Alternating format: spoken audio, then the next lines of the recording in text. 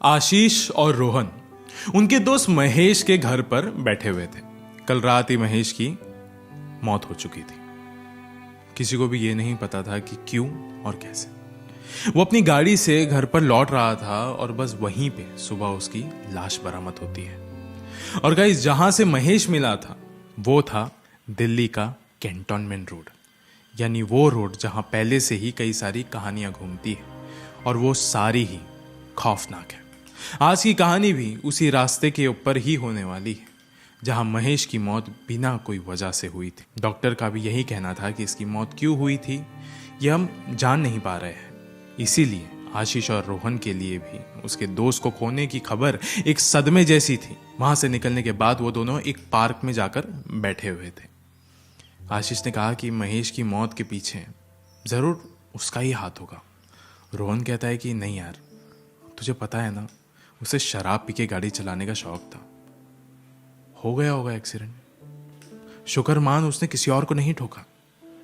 आशीष ने कहा कि सुना नहीं तूने डॉक्टर्स ने क्या कहा था? शराब की एक बूंद भी नहीं थी उसके जिस्म में। पक्का ये उसी ने किया होगा। रोहन ने कहा कि फिर तो शायद हाँ हो सकता है, वो ही होगी जो उसे दिन रात दिखाई दे रही थी। यह है आज की कहानी। लेकिन अब ये वीडियो शुरू करने से पहले ऐसे ही और हॉरर एंड मिस्टीरियस वीडियोस देखने के लिए सब्सक्राइब कर दीजिए इस चैनल को। एंड गाइस, एक और एक बात मैं आपको कहना चाहता हूँ कि हम स्पॉटिफाई पे भी अवेलेबल है। स्टोरीज बाय अमान पारकर नाम से आप जाके वहाँ पे भी हमारे सारे ही स्टोरीज देख सकते हो, वो भी अपने फ़ोन की स्क्रीन को बंद करके। अब ये कहानी शुरू होती है। जब वो लोग ये सब कुछ बातें कर रहे थे तब पास ही में एक बूढ़ी औरत ये सब कुछ सुनकर उनके पास आती है। उसे कहा कि मैंने सुना आप लोग क्या बात कर रहे हो और बुरा भी लगा आपके दोस्त के बारे में सुनकर, पर क्या उसकी मौत यही पास वाले कैंटोनमेंट रास्ते पर हुई थी क्या? रोहन ने कहा कि हाँ, कल रात को ही। उस बूढ़ी औरत ने कहा कि क्या तुम उस रास्ते की सच्चाई भी जानते हो? आशीष ने कहा कि हाँ, सब बात तो करते हैं कि कोई आत्मा वगैरह घूमती उधर भटकती है। महेश भी पिछले एक हफ्ते से यही बोल रहा था कि उसे उसके आसपास वो औरत दिखाई देती है, उसे मारना चाहती है। पर मैम, हमारा दोस्त ना थोड़ा नशे में भी रहता था तो उसकी बात हम हमेशा नहीं मानते थे। बूढ़ी औरत ने कहा कि हो सकता है कि वो नशे में हो, पर नशे में इंसान अक्सर सच बोलता है। मैं आप लोगों को बताती हूँ कि मेरे साथ भी वहाँ पे क्या हुआ था। भरी बारिश के रात में मैं और मेरे पति उसी रास्ते से जा रहे थे। तकरीबन रात के 2 या 2:30 बज रहे थे। पूरा रास्ता खाली था। अब हमें पता नहीं था कि टायर पहले से ही पंचर था। तो जब हम रास्ते के बीच पहुंचे, गाड़ी वहीं पर रुक गई। मेरे पति गाड़ी से उतरे लेकिन बहुत देर तक अंदर नहीं आए। फिर मैं भी उतर गई। जब मैंने आसपास देखा तो मेरे पति मुझे कहीं पे भी दिखाई नहीं दे रहे थे। मुझे कुछ भी समझ नहीं आ रहा था कि वो कहाँ पे गए होंगे। और तभी झाड़ियों में से मुझे कुछ रोने की आवाज सुनाई देने लगी। जब मैं वहां अंदर गई तो मुझे ऐसा दिखा कि मैं ही अपने मरे हुए पति को पकड़कर रो रही थी। ये देखकर मैं बहुत ही ज्यादा डर चुकी थी और फौरन भागकर मैं अपनी गाड़ी के पास आ गई। जब मैंने देखा तो मेरे पति गाड़ी के अंदर ही बैठे हुए थे। उन्होंने मुझसे कहा कि अरे तुम अचानक यूं झाड़ियों में क्यों चले गई थी? मैंने आवाज भी लगाई कि बैठो, और टायर वगैरह तो चेंज हो गया है। उस दिन मुझे कुछ भी पता नहीं चल पाया, लेकिन जब मैंने इसके बारे में जाना तो मुझे पता चला कि उस रास्ते पर कोई आम आत्मा का साया नहीं है। वो तुम्हें तुम्हारे किसी अपने की मौत दिखाकर तुम्हारी जान ले सकती है। हो सकता है कि तुम्हारे दोस्त की मौत भी उसी वजह से हुई हो। आशीष गौर से सुन रहा था, लेकिन वहीं रोहन अपनी हंसी कंट्रोल कर रहा था। आशीष ने कहा, भाई थोड़ी रिस्पेक्ट दे, तेरा दोस्त मरा है, सामने एक बूढ़ी औरत है, प्लीज। रोहन बोलता है कि अरे छोड़ना यार, नशेड़ी था वैसे भी, कभी भी ढंग से बात किया उसने तुझसे? भाई तुझे जानना है ना कि वो किस तरीके से मारा होगा, जाना, फिर तू जाना वहां पे। मुझे नहीं चाहिए ये सब कुछ, एकदम फालतू बकवास है ये सारी चीजें मेरे लिए, प्लीज। मुझे बिल्कुल भी इंटरेस्ट नहीं है ये सब में। बस इतना कहकर वो वहां से निकल गया। आशीष कहता है कि सॉरी, हाँ ये थोड़ा ऐसा ही है। पर मैं जानता हूँ कि इसे भी इन सारी बातों का दुख है। पर एक चीज़ समझ नहीं आ रही कि अगर मेरे दोस्त को भी इसी प्रेत आत्मा का साया दिखा था तो फिर वो उसके घर पे कैसे दिखाई देती होगी उसको। उस बूढ़ी औरत ने कहा कि बिल्कुल वैसे ही जैसे मुझे कई सालों तक दिखाई दे रही थी, लेकिन अंत में मुझे अपने पति को खोना पड़ा। बेटा, ये सारी दुनिया में जब तक तुम किसी अपने को नहीं खोते तब तक वो प्रेत तुम्हारा पीछा नहीं छोड़ती। उस शाम आशीष उन्हीं ख्यालों के साथ वापस लौटता है और अनजाने में वो वही रास्ता ले लेता है जिसकी कहानी उसने अभी अभी सुनी थी। अब रात के कुछ 11 बज रहे थे। आशीष पीजी में रहा करता था और वो गेट खोलकर अंदर जा ही रहा था कि उसे ऐसा महसूस हुआ कि उसके ही पीछे कोई तो खड़ा है। तब उसने मुड़कर देखा तो वहां पे कोई भी नहीं था।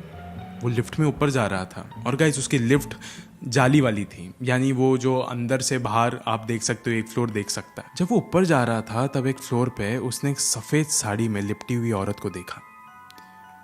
उसे देखते ही उसे सब कुछ याद आ गया और वो लिफ्ट में ही थोड़ा 2 कदम पीछे हो गया। आशीष ने सोचा कि मैंने इतना सारा झेला है आज कि मुझे शायद वही दिखाई दे रही है।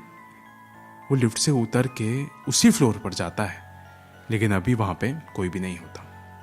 लेकिन वो देख सकता था कि जमीन थोड़ी गीली थी। उसने सोचा कि ठंड का मौसम है, फिर ये कैसे। फिर वो अपने कमरे में जाता है और कुछ देर बाद सोने चला जाता है। कुछ देर बाद उसका फोन बजता है। वो देखता है तो ये उसका दोस्त रोहन था। रोहन बोलता है कि भाई तेरी बिल्डिंग के नीचे ही हूं, आजा चल थोड़ा माइंड फ्रेश करके आते हैं। जानता हूं कि आज का दिन बहुत ज्यादा भारी था अपने लिए। आशीष भी बोलता है कि हाँ यार, मैं भी समझ सकता हूं कि तू भी सदमे में है, चल आता हूं। जैसे ही आशीष नीचे आया और रोहन को गेट के पास खड़ा देखा, वो फौरन चिल्लाया कि रोहन, ये तेरे पीछे कौन है। रोहन फौरन पलटा और देखा तो पीछे कोई भी नहीं था। रोहन ने पूछा कि भाई क्या हुआ, देखो कौन था।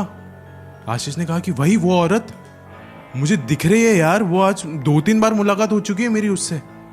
क्या मैं भी मरने वाला हूं क्या। रोहन बोलता है कि पागलों जैसी बात मत कर यार, ऐसा लग रहा है कि तू भी वो महेश वाली स्क्रिप्ट बोल रहा है। तूने भी पी रखी है क्या। ऐसी ही बातें करता था वो भी, चल जाते।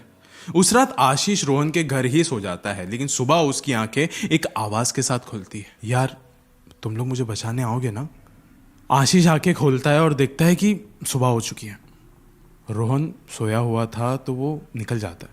रोहन के पीजी से जब वो वैसी ही लिफ्ट से नीचे जा रहा था तब उसने वापस से एक फ्लोर पे किसी को तो देखा। इस दफा वो उसी का दोस्त महेश था। उसके चेहरे पर लाचारी थी। इस वक्त आशीष ऊपर देखने नहीं जाता, फौरन उसी पार्क में जाता है जहां उसे वो बूढ़ी औरत दिखी थी। वो ये सारी चीजें उन्हें बताना चाहता था, लेकिन बहुत रुकने के बावजूद वो बूढ़ी औरत उसे नहीं मिली। सुबह से शाम तक आशीष वहीं पर बैठा रहा, लेकिन उसके बाद वो थक हार के वहां से निकल जाता है।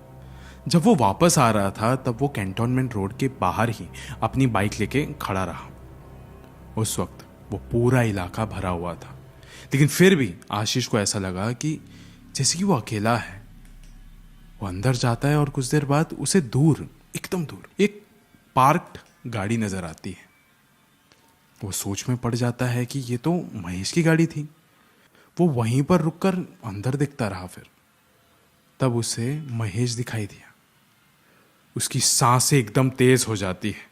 जब उसने बैक सीट पर देखा तो उसे वो ही बूढ़ी औरत दिखाई दी जो कि आशीष के सामने देखकर चुप रहने का इशारा कर रही थी और एक अजीब सी मुस्कान दे रही थी।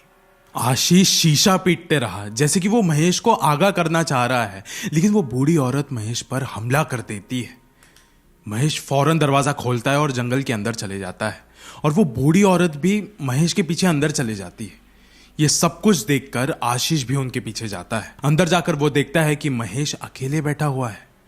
वो आशीष को देखता है और बोलता है कि यार तुम लोग मुझे बचाने आओगे ना, मैं बहुत ही अंधेरे में हूं, मैं रोज मरना नहीं चाहता, ये औरत रोज मुझे मार देती है। ये सब कुछ देखकर आशीष महेश की तरफ थोड़ा आगे बढ़ जाता है, लेकिन तब तक वो ये भी देख चुका था कि वो औरत भी अभी नजदीक आ चुकी है। आशीष आगे बढ़े उससे पहले ही उसे उसके पीछे से रोहन की आवाज आ जाती है, भाई जल्दी से बाहर आ जा। अपने दोस्त की तरफ आशीष आखिरी बार देखता है और उसी के सामने वो औरत महेश को और अंदर लेके चले जाती है।